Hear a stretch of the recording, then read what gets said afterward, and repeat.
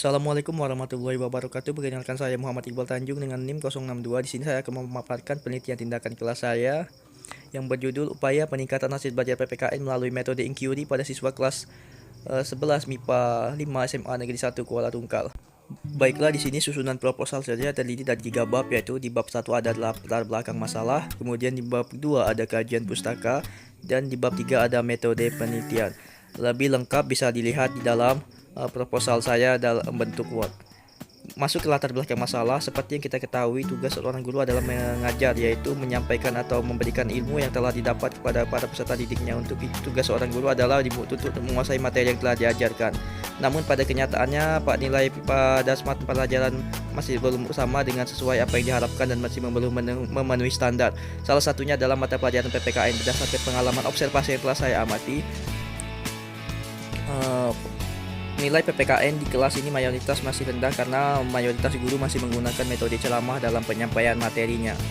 Hal ini bisa menghambat motivasi belajar. Lebih lengkap sistematikanya dapat dilihat dalam proposal PTK saya. Di sini kemudian ada data, di mana data tentang nilai berjumlah 24 siswa, tentang nilainya ada dari 80 sampai yang paling rendah 30. Dan di sini dapat disimpulkan bahwa dari dokumen rekap nilai tersebut terdapat 24 orang dalam satu kelas dan hanya mendapatkan nilai standar KKM hanya 9 orang, sisanya mencapai nilai kurang di bawah 70 atau KKM atau hanya sekitar 37,5. Hal ini jelas tidak bisa diteruskan karena materi PPK ini merupakan material wajib sekolah dan nasional. Kemudian di dalam teori belajar, di sini saya menggunakan 3 teori, yaitu ada teori Jean Piaget, kemudian ada teori David Ausubel, kemudian ada teori belajar Vygotsky. Untuk rumusan masalah, tujuan penelitian dan manfaat penelitian dapat saya cantumkan di slide berikut, dan untuk lebih sistematisnya dapat dilihat di dalam proposal saya.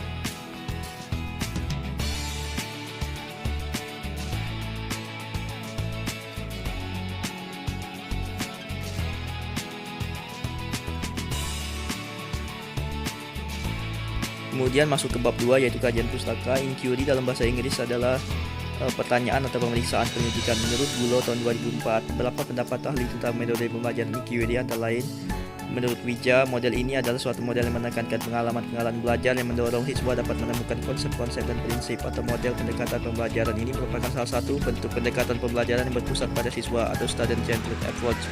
Ciri utama yang dimiliki oleh pendekatan inquiry itu meningkatkan aktivitas siswa secara maksimal untuk mencari dan menemukan apa yang dapat ditemukan untuk nantinya bisa dikembangkan ataupun diolah sehingga kemampuan berpikir secara sistematis, logis, dan kritis dapat mengembangkan kemampuan individual siswa. Kemudian hasil belajar di sini sering disebut atau scholastic achievement atau academic achievement, merupakan satu kecakapan dan hasil yang dicapai melalui proses hasil belajar di sekolah yang telah dinyatakan dengan suatu angka atau nilai yang berdasarkan tes hasil belajar. Pendapat ini dikembangkan oleh Bridge pada tahun 1997. Kemudian dapat diklasifikasikan menjadi sebuah beberapa tingkat atau kemampuan yang dapat dicapai. Lebih lengkapnya dapat dilihat dalam proposal PTK saya.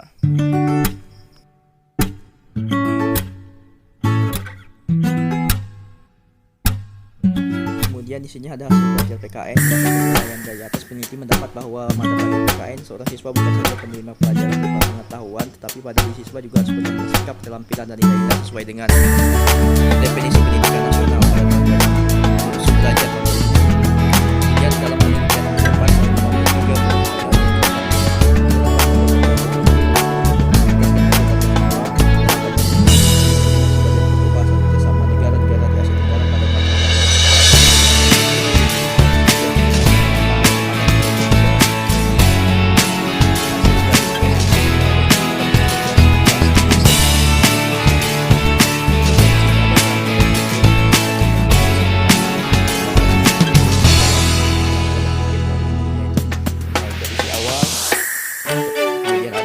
dan sebelum melakukan tindakan. Kemudian ada kondisi akhir, yaitu di mana terdapat peningkatan hasil belajar PPKN setelah menggunakan inquiry. Next, selanjutnya adalah hipotesis tindakan. Jika model pembelajaran inquiry diterapkan dalam mata pelajaran PPKN, pembelajaran 11,5 pada takaran 3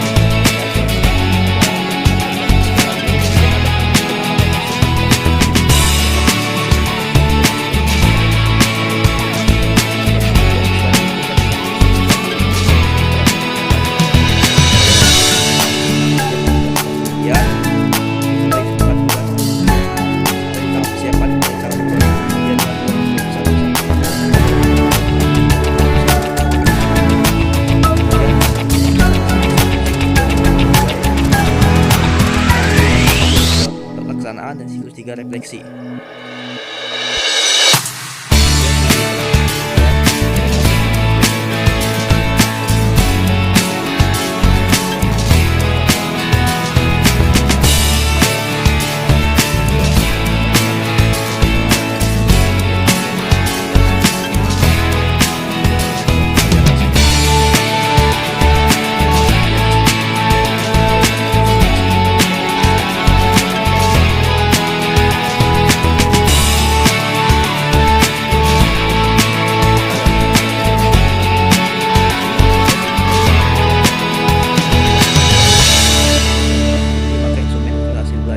Dan instrumen ukur keberhasilan model EQD disusun sebagaimana tabel berikut. Dapat disajikan dan sistematisnya lebih dapat diterangkan dalam proposal PTK.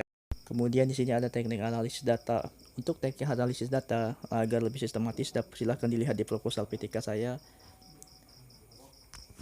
Baiklah, ini yang dapat saya sampaikan. Lebih dan kurang saya mohon maaf. Semoga ini dapat bermanfaat bagi kita semua. Wassalamualaikum warahmatullahi wabarakatuh.